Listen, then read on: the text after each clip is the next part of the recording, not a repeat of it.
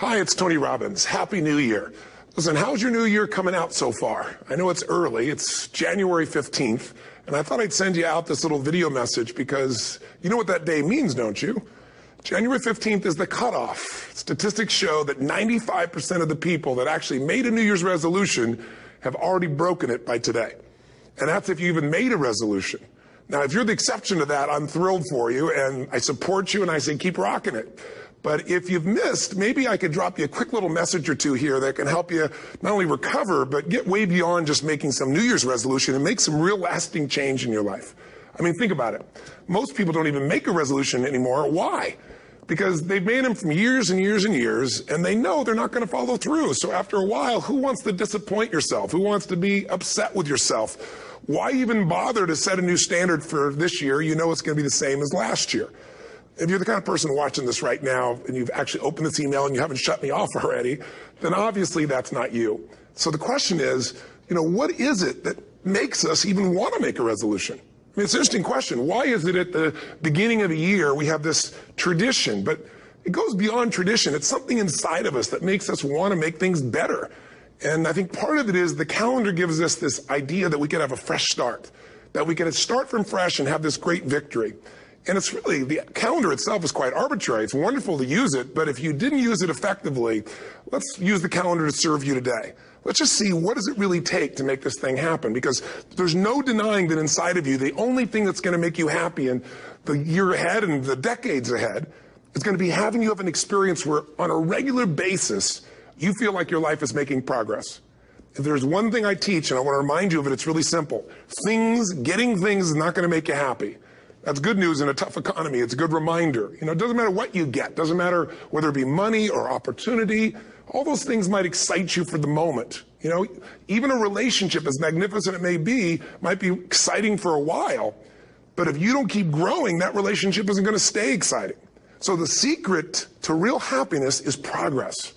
Progress equals happiness. And if we can make progress on a regular basis, we feel alive. And that's why at the beginning of the year, we get this thing like, okay, I can have this fresh start. I could really do what my soul desires. I could expand. I could grow. I could improve. I could change. Or maybe better than change, I could progress. See, think about that. Progress is an aliveness to it, doesn't it? You don't have to work at changing. People say all the time now, well, I'm working on changing. Don't worry about it. You don't have to work on changing. Change is automatic. Your body's going to change whether you want it or not as the years go by. And no matter how hard you work, there's going to be some changes going on there. The economy is going to change no matter what you want it to do. The weather is going to change. Relationships are going to change. Everything in life is always changing. We don't have to work on change. Change is automatic, but progress is not. So if you want to make real progress, then you really got to look at your life in a different way. You got to say, I got to take control of this process and not just hope it's going to work out like people do who make a resolution. Because really, isn't that what they're really doing at the beginning of the year? They're saying, well, here's my resolutions for the year, and they really basically tell you their wishes. It's their wish list. It's what they hope it all comes together. And then they call it a resolution, but they don't know what a resolution is. When you resolve something, to have a resolution is to resolve it. When you've resolved, this is how it's going to be. That's when you cut off any possibility except the thing you've committed to. It's like the old adage, if you want to take the island, you burn the boats. Because when you burn those boats, there's no going back. You're going to find a way to make things work. And most people, they're stating what they hope will come together. And if it doesn't happen, then they're disappointed, but they're not too disappointed because they're not too vested. What does it take to successfully create a lasting change in your life? To not only have a New Year's resolution you follow through on, but really have a lasting change? Well, the first step for lasting change is very much like making a New Year's resolution. Fundamentally, it's the same. The first step is you got to have a vision for what it is you really, truly want. Not what you think you want or what you should have. I mean, what are most people's New Year's resolutions? I'm going to stop eating sugar. I'm going to stop smoking. I'm going to lose 10 pounds. The problem with that is it's not very inspiring for most people. It's not telling you what you're going to get. It's only what you're not going to do. And it's kind of hard to have you move forward with that. A vision is about what you're here to create. A vision that really works is one that excites you. If you say, well, my resolution, my goal, my outcome for this month, this week, this year is to lose X number of pounds, that's okay, but it's not very compelling. It has to be a compelling vision. It's got to have something that has the power to pull you, not something you have to push yourself to do. Those are two different kinds of motivation. Push requires willpower, and willpower never lasts. What will last is pull. Having something so exciting, so attractive, something you desire so much that you have a hard time going to sleep at night and you get so up early in the morning to rock it and take it to the next level. That's what you're looking to create. And that isn't easy to get. But one of the reasons we do seminars and events and we say, why do that? Why not just read a book or something? Is because when you get in an environment where you're with people that are being put in a peak state, like when you're going to a sporting event, if you watch a sporting event at home, it might have a certain level of excitement. But when you're in a stadium with 50,000 people, suddenly it has a whole different level of intensity. And we feel that. And the bottom line of our follow-through comes down to our emotional intensity.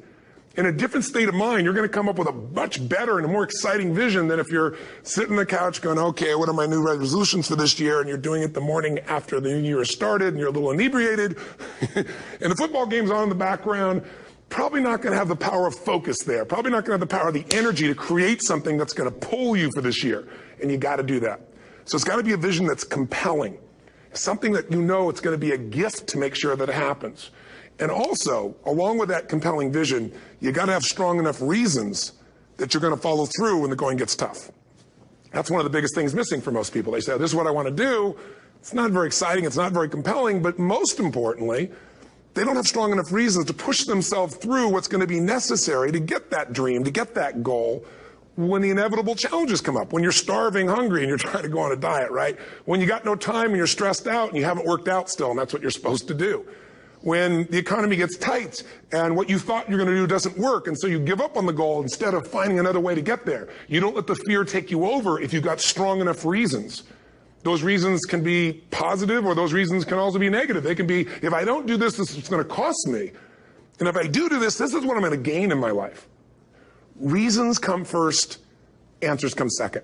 If you get a compelling vision and you got strong enough reasons that will push you through the tough times, you're going to do things other people don't do. Instead of collapsing, even if you get off target, you won't go, oh, I blew it. You'll get right back on target, make the change, make things happen. And I know you've done this in many areas of your life. Just think about it again. I'm not teaching you something really new here today.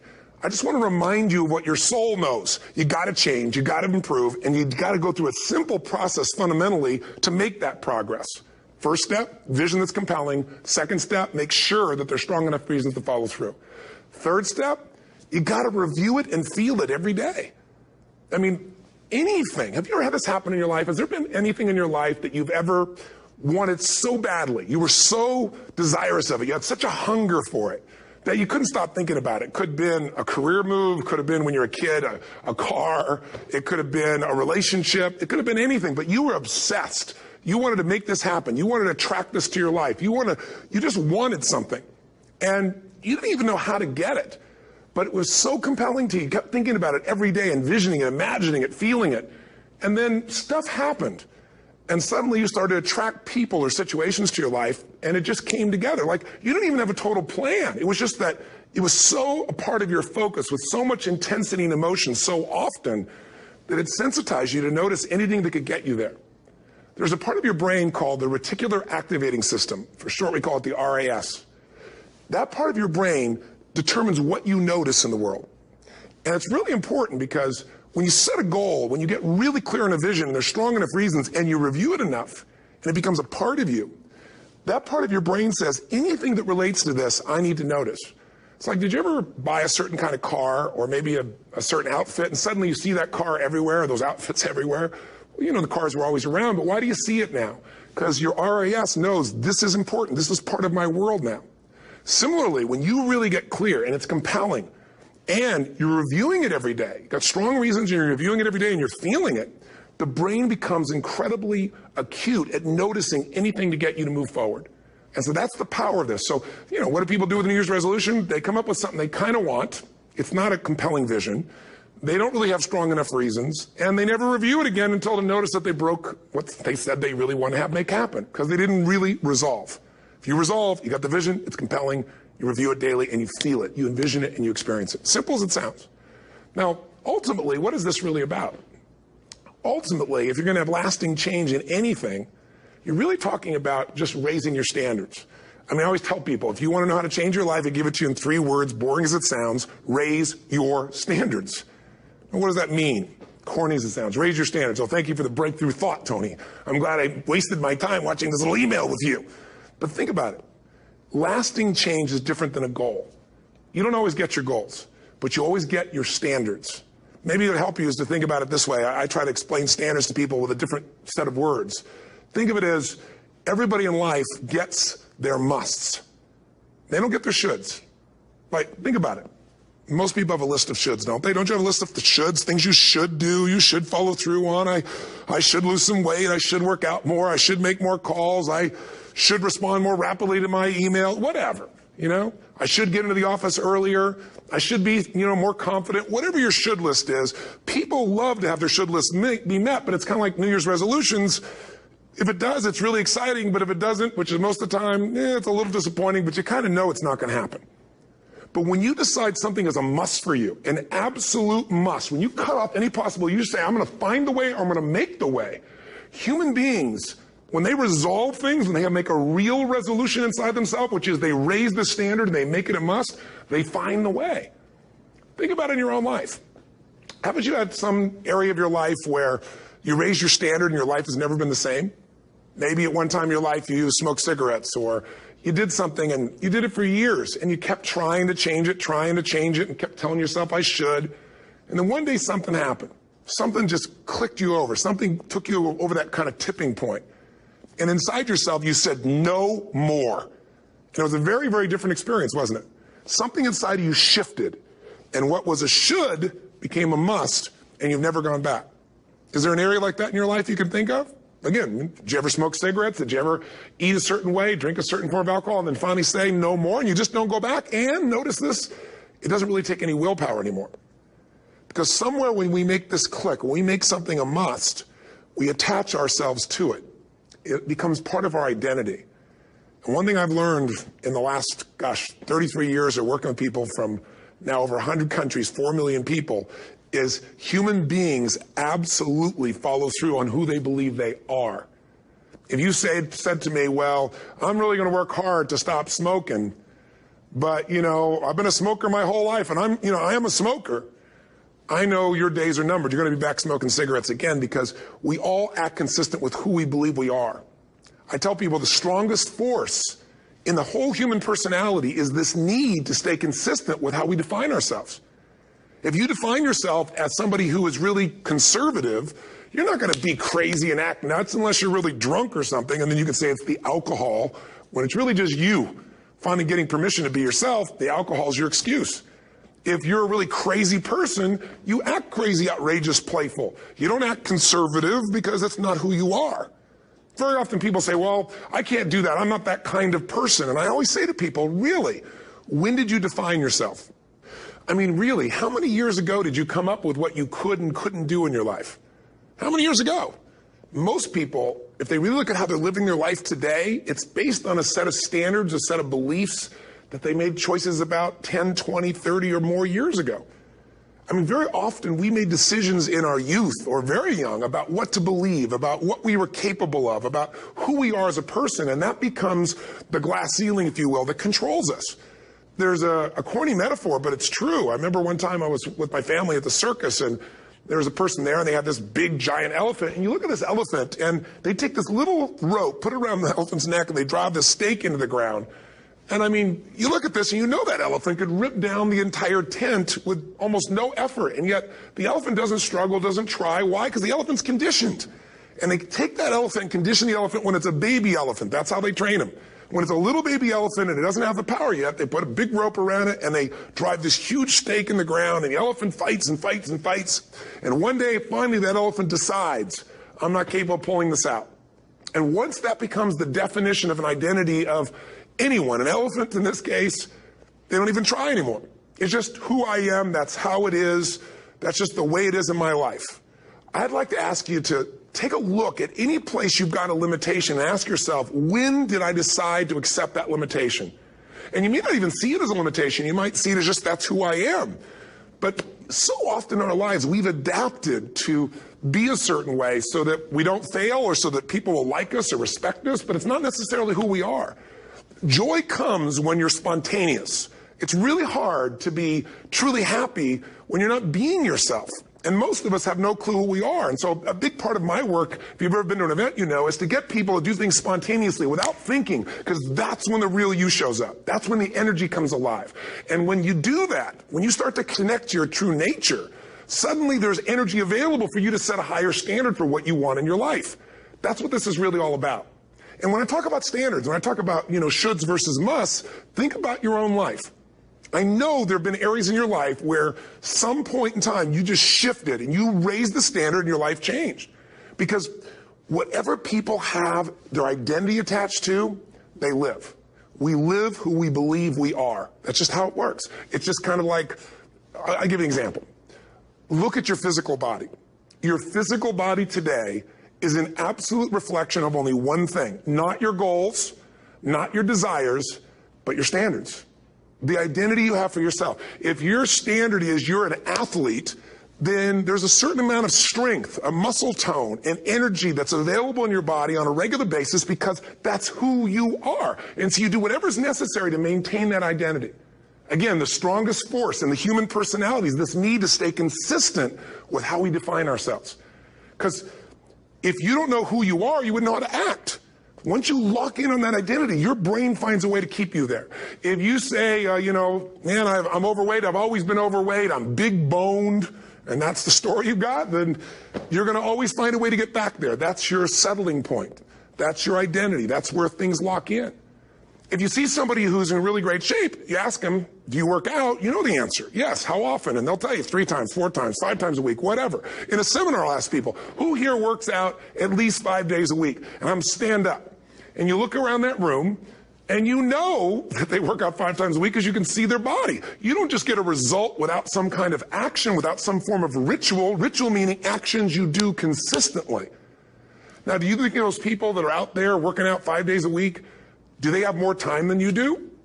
Or I have, or anybody else? Of course not. Is their life less busy? Of course not. It's just a must for them. They must work out that way, and they've made that turn and their life's changed. So I'm not saying you have to work out 5 days a week. I'm just saying whatever you really want, wants don't get met consistently. Standards do. Whatever you identify, this is who I am. And so it's not so much about changing your identity as there's expanding it. Deciding that, instead of your goal is to lose 10 pounds, which is not compelling, what if your vision was to get back to my fighting weight? This year, this month, this next 90 days, I'm going to transform my body. I'm going to take on a new challenge. I'm going to find some technique or strategy. There's a million of them that can reframe myself where I want to feel younger, stronger, more vibrant than ever before. Here's my reasons. Because I want the energy to really make my life work. Because it's tough out there, and I want to be stronger than I've ever been before. I want to go in front of the mirror, and if I'm naked, not, want to laugh. I want to look there and take a good look and go, yeah, I'm proud of whatever I see there. Whatever it takes, something's going to make you laugh, smile, something that's going to tease yourself, but something's going to move you to another level. If you identify yourself in a new way and you own that every day, and that becomes the standard of how you live, you'll find the way to make that standard real. Money's the same way. Think about it. It doesn't matter what's happening, quote unquote, in the marketplace. People that make money find a way to make money no matter what, don't they? I mean, most people's standard is to pay their bills.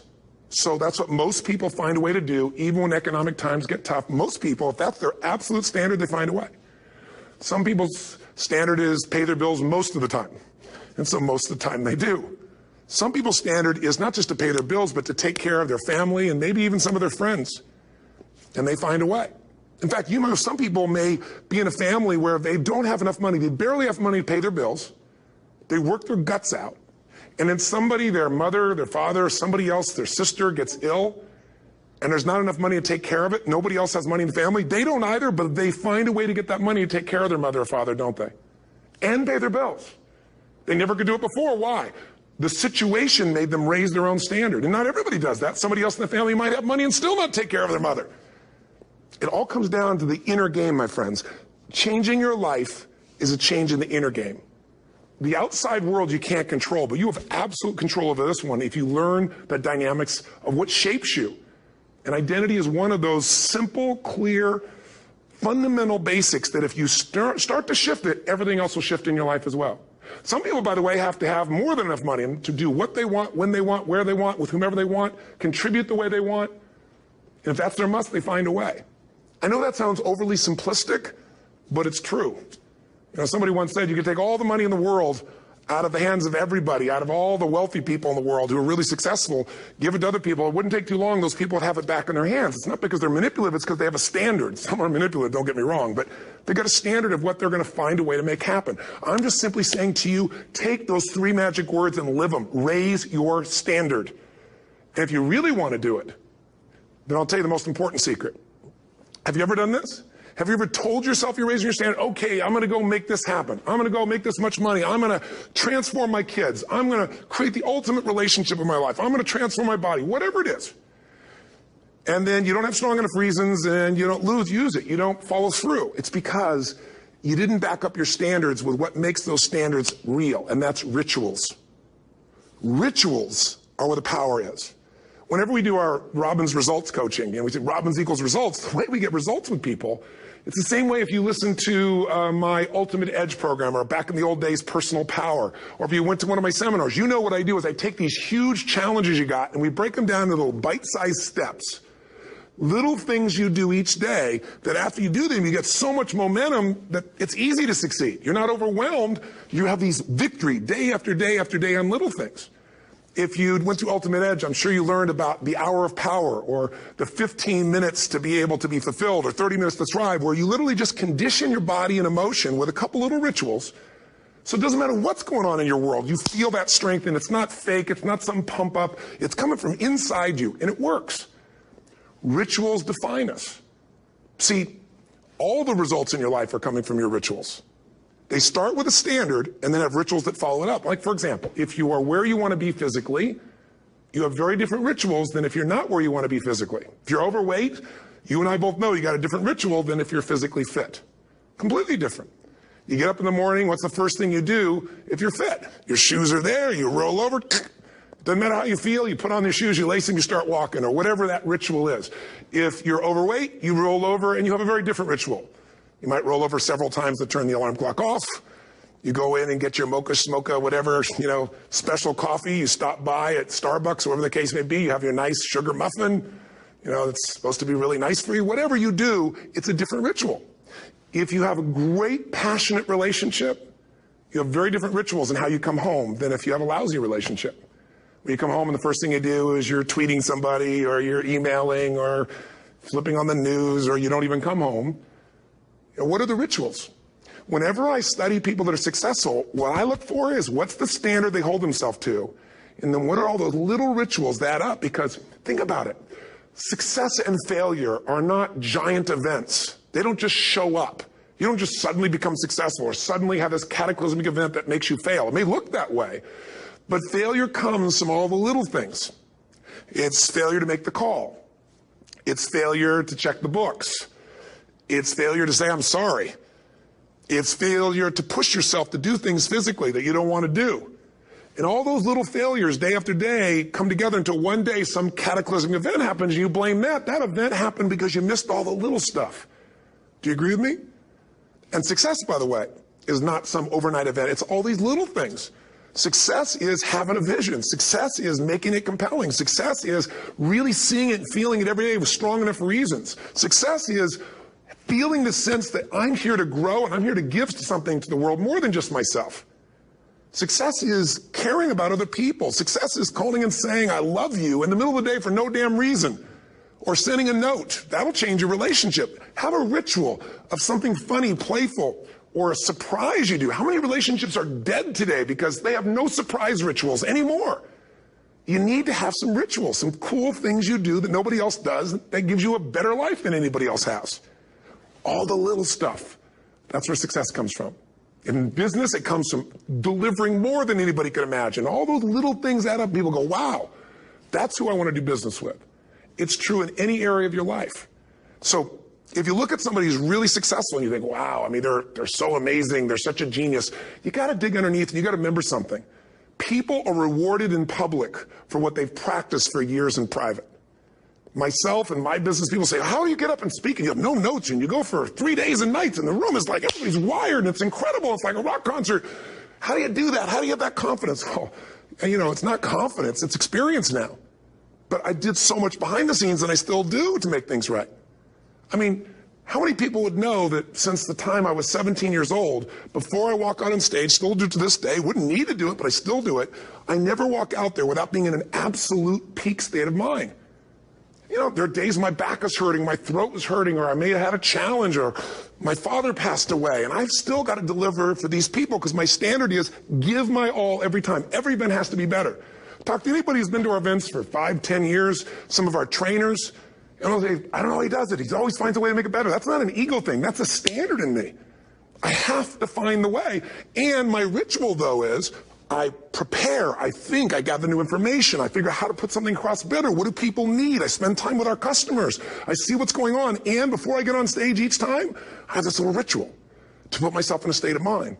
And I did it starting like 17 years old. I started doing it. I'd say, I now command my subconscious mind. And I say this out loud several times, this little phrase, set of phrases, as an incantation to kind of condition my mind and body. And I'd say, I now command my subconscious mind to direct me in helping as many people as possible today by giving me the strength and the emotion and the humor and the brevity, whatever it takes to show this person and help this person change their life now.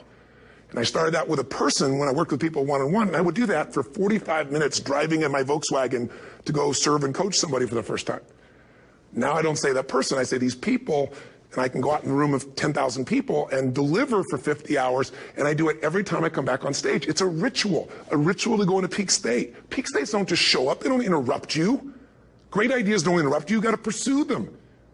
I talked to Michael Jordan, I'll never forget, at the peak of his career, and got to watch his final game, saw him backstage and spent some time with him, and it was a pretty exciting time. He was the greatest basketball player I think that ever lived and has ever lived. And I asked him, I said, you know, what sets you apart, Michael? You know, what is it? And is it God-given talent, ability, skill? What is it? And he said, Tony, you know, he said, I can shoot you straight. And you know, it's not, you know, me trying to act humble. He goes, I have a lot of talent, a lot of God-given talent, a lot of skill. I've worked really hard. But he said, really, it's my standards. He said, every day I demand more from myself than anybody else could humanly expect. I'm not competing with somebody else. I'm competing with what I'm capable of. Magic formula. Because most of us lower our standards. Why? Because who you spend time with, my friends, is who you become. One of the biggest reasons I started going to seminars when I was like 17 is I had nobody around me as a great role model. I could read about somebody, but being around people, being in that environment was very different. Finding a way to go to work with someone who lived that standard of life was very different. You get around people with low standards and you compete with it. You don't need to compete with it. It's like, okay. I mean, remember Jerry Springer? I don't know if he's still in the air, but you know, I remember he used to get people on the show and I thought, where would he find these people? And why would people watch? I'll tell you why they watch. They watch these people and go, my life's still pretty darn good compared to that person. Look at them. You don't have to change your life. All you have to do is find somebody with a lower standard and you'll feel good about yourself. But if you feel that good feeling, it's an illusion. The only thing that's going to make you happy, my friend, in this year or any other, is to step up. It's to raise the standard. It's to discover what you're capable of and feel that incredible power of pushing through whatever's holding you back and get to the other side of more of your true self. That's what this game's all about. And look at the best of the world in anything. Tiger Woods, what's his vision? To win golf tournaments? No, to be the best that ever lived. That's his goal. That's his vision. But here's what's interesting. He backs it up with rituals. If you just have a vision and you don't have the rituals, stop lying to yourself. His rituals are, he started doing things nobody did before. He went and started lifting weights. Golfers lifting weights? No way. He went out and he changed his swing when he was the best in the world because he realized in order to be the best that ever lived, he was going to have to change his swing. If you know anything about golf, you don't change your swing when you're the best. And he went and retrained himself because he has different rituals than other golfers. Now many people are modeling his rituals to get better. It's amazing. You know, you look at somebody like Michael Phelps, the 2008 swimmer, won 7, you know, only 2 people, I think, in history, if I remember correctly, that have gotten 7 gold medals in one session. And here's a guy, he's got number 6 under his belt, and he's exhausted, and he's going in for that final swim. I'm sure you remember. And how does the guy win? By 1/100th of a second. Do you think that was some massive skill that got him over the top? Or was it a standard that says, this is who I am. I am the champion. And no one is taking this from me. And somehow in those final milliseconds, 1/100th of a second, he pushed himself just beyond his competitor. But you know about Michael Phelps? What allowed him to be able to push beyond that moment is his rituals. Go study the guy. Most people who swim have these unbelievable workouts. He does 2 and 3 of those workout sessions a day. All the other swimmers in the beginning thought he was insane. You're going to overtrain, you can't do that, it's not physically possible. But he had a standard and the rituals to back it up. So here's my final message to you, because I've gotten carried away. I thought I was going to send you like a 5-minute message, but as you can see, there's no script here. It's just me going a little crazy with you. But I want to really see you get what you want this year. Don't let this year be like last. And if last year was great, still don't let it be that way. Raise the standard. If your life is perfect and extraordinary, you darn well know you're not going to be happy unless you keep making it better. That's what makes us feel alive. It's not what we get that makes us happy. It's who we become and what we're able to give because we become more. That sense of contribution is what creates the deepest meaning. So here's my assignment for you if you want one. If you want to go from conversation to some action, here's a simple thing to do. What's an area of your life right now that you really want to improve? What's an area that's important to improve? If your body's great, how about your career? If career's great, how about your relationships? Intimate one especially, or your kids, or your relationship with your creator, your spiritual side of your life. Or is it your finances? Figure an area that really matters. Decide on that area. Number one, write down what your life is like in that area right now as specifically as possible. So you might say, well, I'm 13.5 pounds overweight, whatever the weight is, whatever the situation is, or my body fat's like this, or I wake up exhausted in the morning, and you write the truth of where you are right now. So you're real clear. Or I'm not in a relationship. I say I want a relationship, but I'm not in one, and I don't seem to find them. All the good ones seem to be gone is my belief. And I really do want one, but I don't have it. Whatever your definition. Or I'm in a relationship, and God, I wish I wasn't in a relationship. I'm planning my escape. Wherever you are. Or I have a wonderful relationship. We love each other, but there just isn't enough passion. Just write the truth of where you are. The area you want to change, but write how it is. And then the second step is, this is where you got to be really honest with yourself. What are the rituals that have put me there? Because whatever results you're getting, even if you don't like the results, there's some rituals that are keeping you in that place. There's some rituals of what you eat or don't eat, how you move or don't move, how you sleep or don't sleep. There's some rituals in the lack of variety or spice or energy or focus in an area. There's something you're doing, and it's usually not one thing, it's a bunch of little things that you kind of do consistently whenever you think about getting in a relationship, whenever you think about working out, whenever you think about money. You get yourself in a state of overwhelm. You start thinking about all the things you can't control. Just write down all the rituals you have, and then here's the third step. What do you want? What's your vision? And be really specific. I want to be my fighting weight. I want to be the strongest I've ever felt. I'm going to turn whatever it is, be specific. And then, last step number 4, what are the rituals that'll get you there? What would you need to do differently each morning if you're going to be that kind of energy, that kind of strength? How often would you work out? What days would you work out? What time? A ritual is something you do consistently, usually at a specific time, so it becomes automatic. Let me tell you something. Willpower doesn't last, but rituals can last a lifetime. I bet you have some rituals in your life right now you've been doing for years, even though some of them don't serve you. I'm just saying, wake yourself up. If you want a new year and a new life, you don't need to start on January 1st. Start today. Start with this little video. And just begin to see what happens and see how easy it is to just do a few little rituals. Don't do them all, just do 2 or 3 new things. And you know what happens? You'll get momentum. Because once you discipline yourself in one area of your life, you feel yourself doing it in other areas as well. And I always say something that my original teacher taught me. I always remind people, there's always 2 pains in life. There's the pain of discipline, or there's the pain of regret. And discipline weighs ounces, as my friend Jim Rohn taught me. Regret weighs tons. You don't have regret. So right now, what do you want to change? What's it really like? What are the rituals that got you there? That'll take a little homework. If you're not sure, ask the people around you. They'll tell you what your rituals are. What do I really want in depth? What are the rituals that'll get me there? And then get yourself to start a few of those actions and lock them in place. If I can help you in any way, we're here as a company to support you. Come have an event with us. Come to Unleash the Power Within or Master University, or get a coach. You can get a free coaching session if you call our company and click on something on this. We'll probably have something on it, or get a product. Or don't do anything with us, but do something with somebody, starting with you. If you make the changes in yourself, you're going to be proud this year, and no amount of money or accolades from other people can mirror the feeling of being proud of knowing you've taken back control of your life, or you've taken a great life to another level. Because once you do that, you have something you can give other people, whether it be your kids or your friends or your family. And ultimately, that's what life's about. So thanks for listening. I don't know how long I went here, but I hope this has been helpful for you. I just thought it's a new year, and I want people to be able to truly create a new life. And until I see you again, hopefully soon, or gets a chance to meet you, live strong and live with passion. And of course, God bless to you. Happy New Year.